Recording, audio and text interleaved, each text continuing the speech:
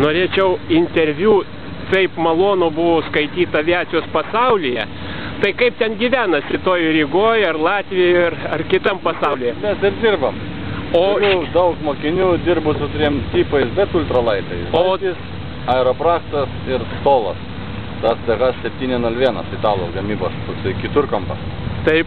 O su jais ir dirbu. O ten buvo paminėta, kad vienas iš tų moka pilotažą daryti, ar ten jam prisakyta pagal gamintojo. Pagal gamintojo jisai turi daug perkrovų tenais, plus 6-2, bet su to pilotažo niekada nedariau. Taip. Kadangi, ultralaitas dar valtis, turi plūdžių visokių, variklis aukštai ant rėmo, nėra galimybės netgi išbandyti, kadangi jo niekas nedarė. Bet teoriškai ir praktiškai yra paskaičiuota.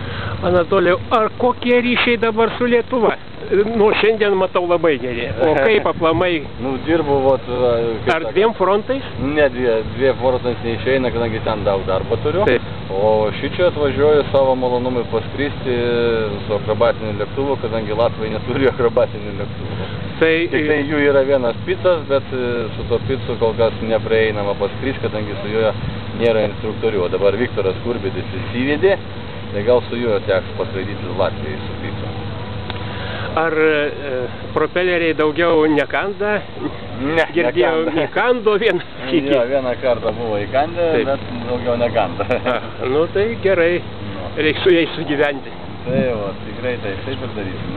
Malonu, ačiū už nėra už ką. Už garbę paklausti, sėkmės.